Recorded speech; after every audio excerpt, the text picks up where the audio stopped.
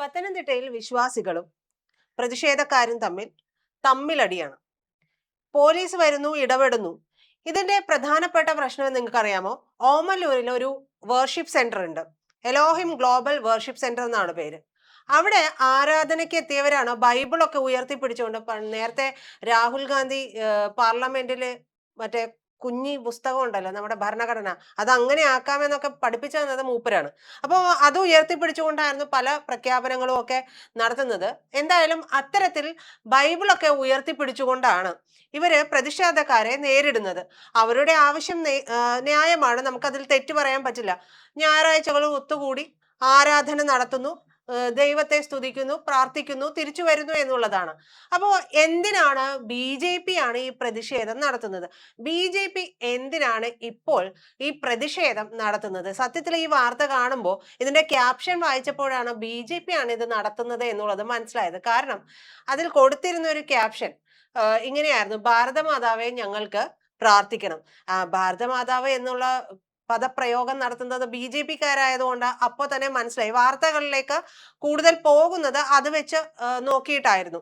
എന്തായാലും ഓമല്ലൂരിലെ Elohim global worship സെന്ററിൽ ആരാധനയ്ക്ക് എത്തിയവർ പറയുന്നത്, ഇവർ അതായത് പ്രതിഷേധക്കാർ ആരോപിക്കുന്ന പ്രശ്നം നടന്നത് ഇതേ അതായത് ഈ വർഷിപ്പ് സെന്ററിന്റെ തന്നെ വൃദ്ധസദനത്തിലാണ്.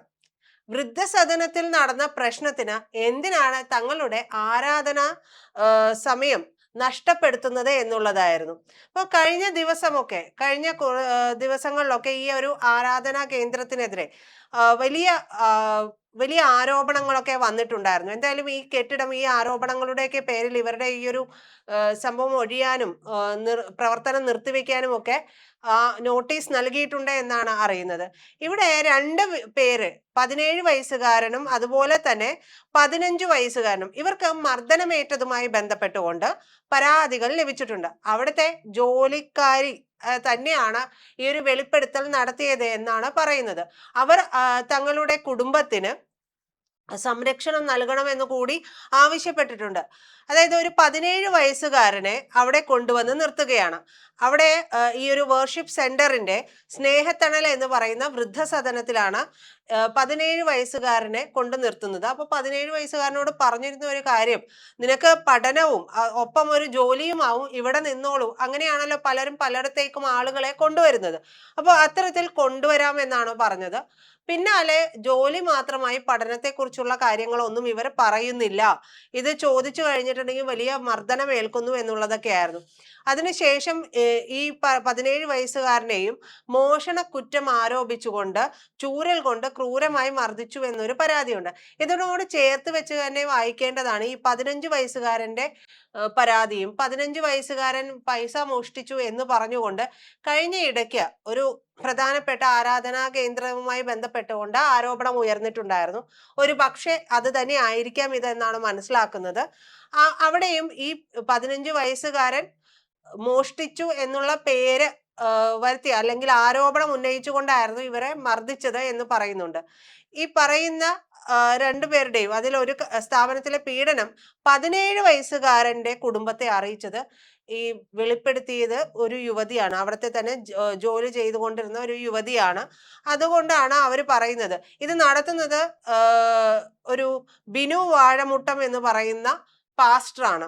അപ്പൊ ഈ പാസ്റ്റർ നടത്തുന്നോ ഇല്ലയോ എന്നുള്ളതും, ഈ പാസ്റ്റർക്ക് ഈ ആരാധനാലയവും സദനവും ഒക്കെ നടത്തുന്നു എന്ന് പറയുമ്പോൾ പലതരത്തിലുള്ള കാര്യങ്ങളുമൊക്കെ അതിൽ കിടപ്പുണ്ട്. ഈ പാസ്റ്റർ ഒരു വീഡിയോ, ഒളിവിലാണ് കേട്ടോ, ഒളിവിലിരുന്നുകൊണ്ട് ഒരു വീഡിയോ ഇട്ടു. ഈ വീഡിയോയിൽ ജീവനക്കാരെയാണ് കുറ്റപ്പെടുത്തുന്നത്. അതിൽ പറയുന്ന ഒരു കാര്യം, വിദേശ ഫണ്ടൊന്നും ഞാൻ സ്വീകരിച്ചിട്ടില്ല, അങ്ങനെയെങ്കിൽ ഇത് നടത്താൻ വേണ്ടുന്ന ഫണ്ട് എവിടെ നിന്നാണ് ഇവർക്ക് കിട്ടുന്നത്, ഇത് വെളിപ്പെടുത്തേണ്ടതാണ്.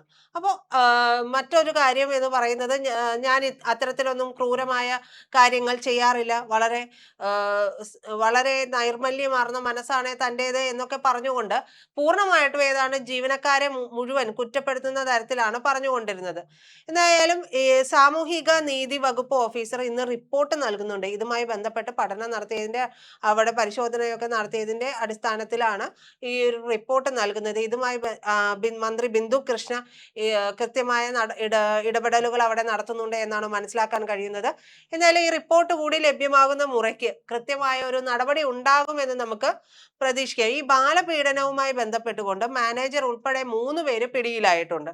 അപ്പൊ ഈ പറയുന്ന ആളുകൾ ആരാധനാലയങ്ങളിലേക്ക് വരുന്നു, അല്ലെങ്കിൽ ആരാധനയ്ക്ക് വരുമ്പോൾ തൊട്ടപ്പുറത്തെ ഇതേ സ്ഥാപനത്തിന്റെ വൃദ്ധസദനത്തിൽ നടന്നിട്ടുള്ള 2 എന്താ പറയാ ടീനേജേഴ്സ്, അതായത് 15ഉം 17ഉം വയസ്സുള്ളവരെ മർദ്ദിച്ചു, ക്രൂരമായി മർദ്ദിച്ചു എന്നുള്ള പരാതി നിൽക്കുമ്പോൾ ഇവർക്ക് എങ്ങനെയാണ് ഇത്തരം ഒരു സ്ഥാപനവുമായി ബന്ധപ്പെട്ടുകൊണ്ട് ആരാധന നടത്താൻ കഴിയുന്നത്? മനസ്സിന് നൈർമല്യമൊക്കെ നൽകാൻ കൂടി വേണ്ടിയിട്ടാണല്ലോ നമ്മൾ പ്രാർത്ഥനയും കാര്യങ്ങളുമായിട്ടൊക്കെ കൂടി പോകുന്നത്.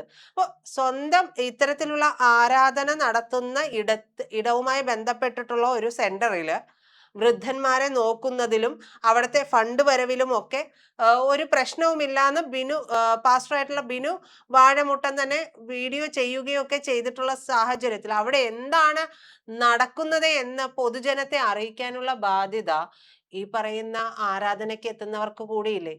വെറുതെ വന്നുകൊണ്ട് അവിടെ പ്രാർത്ഥിച്ചു പോയാൽ മതിയോ എന്നുള്ള ഒരു ചോദ്യമുണ്ട്. പിന്നെ എങ്ങനെയാണ്, എന്തിനാണ് BJP അവിടെ പ്രതിഷേധം നടത്തുന്നത്? BJPക്ക് ഇപ്പൊ പല പ്രതിഷേധവും നടത്തുന്നത് പാളിപ്പോകുന്നുണ്ട്. വനിതാ മോർച്ചയുടെയൊക്കെ കാര്യമാണെങ്കിൽ പറയുകയേ വേണ്ട. മൊത്തം ആസ്ഥാനത്താണ് എല്ലാ കാര്യങ്ങളും പ്രവർത്തിക്കുന്നത് എന്നുള്ളതാണ്. ബസ്സിൽ നിന്നൊക്കെ വനിതാ മോർച്ച പ്രവർത്തകരെ ഇറക്കി വിടുന്ന സാഹചര്യങ്ങളൊക്കെ ഉണ്ട് എന്നുള്ളതൊക്കെ പല വാർത്താ റിപ്പോർട്ടുകളിൽ നിന്നിട്ടൊക്കെ ആയിട്ട് മനസ്സിലാക്കുകയും ചെയ്യുന്നുണ്ട്. എന്തായാലും BJP പ്രവർത്തകരാണ് ഇത് നടത്തുന്നത് എന്നുണ്ടെങ്കിൽ ഇതുമായി ബന്ധപ്പെട്ടുകൊണ്ട് കൃത്യമായി എവിടെയാണോ ആ പരാതി ഉള്ളത് അവിടെയാണ് നടത്തേണ്ടത്. അല്ലെങ്കിൽ അതുമായി ബന്ധപ്പെട്ടുകൊണ്ട് പോലീസ് സ്റ്റേഷനിൽ പോവുകയോ വിവരം അന്വേഷിക്കുക, കാര്യമായിട്ടുള്ള കാര്യങ്ങളിലേക്കൊക്കെ കടക്കുകയാണ് വേണ്ടത്. അതല്ലാതെ വിശ്വാസികളുടെ പേരിൽ വിശ്വാസികളെ തടഞ്ഞു വെച്ചുകൊണ്ട് ഈ പറയുന്ന പ്രതിഷേധമൊക്കെ നടത്തുമ്പോൾ പലപ്പോഴും നിങ്ങൾ മനസ്സിലാക്കാത്ത ഒരു കാര്യം എന്ന് പറയുന്നത്, ഇത് ചെയ്തിട്ടുള്ള കുറ്റക്കാർക്ക് പോലും അനുകൂലമാകുന്ന രീതിയിലേക്ക് ഈ പ്രശ്നങ്ങളെ മാറ്റിയെടുക്കാനായിട്ട് ഇത്തരക്കാർക്ക് കഴിയുമെന്നുള്ളതാണ്. തെറ്റ് ചെയ്തിട്ടുള്ളവരാണ് എന്നുണ്ടെങ്കിൽ അവരെ രക്ഷപ്പെടുത്തിയെടുക്കാനായിട്ട് ഈ വഴി കഴിയും. കാരണം അവരിനിയിപ്പോ പ്രധാനമായിട്ടും ഈ പറയുന്ന 2 ബാലകരെ മർദ്ദിച്ചിട്ടുള്ള കേസുകളൊക്കെ ഇതിൽ നിന്നും മാറിപ്പോവും. ചർച്ച എന്ന് പറയുന്നത് ആരാധനാ സ്വാതന്ത്ര്യം BJP മുടക്കി എന്നായിരിക്കും.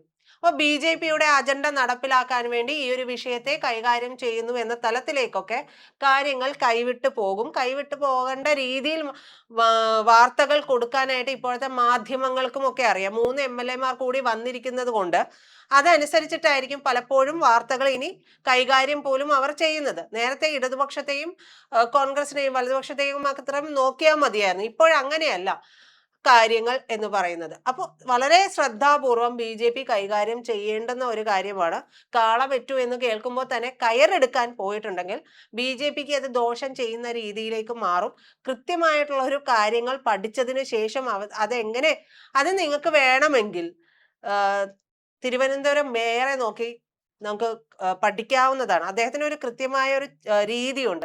കാര്യങ്ങളെ പഠിച്ച് അവധാനതയോടുകൂടി കാര്യങ്ങൾ അവതരിപ്പിക്കുകയും ചെയ്യുകയും ഫലപ്രാപ്തിയിൽ എത്തിക്കുകയും ചെയ്യുക എന്നുള്ളത്. അങ്ങനെ എടുത്തു ചാടുന്നതിലൊക്കെ നല്ലത് ഇതിൽ എന്താണ് വേണ്ടത് നടപടി. ഇത്തരത്തിലുള്ള ബാലപീഡനമൊക്കെ നടന്നിട്ടുണ്ട്, മർദ്ദനമേൽക്കുകയും ഒക്കെ ചെയ്തിട്ടുണ്ട് എന്നുണ്ടെങ്കിൽ അവർ ശിക്ഷിക്കപ്പെടണം.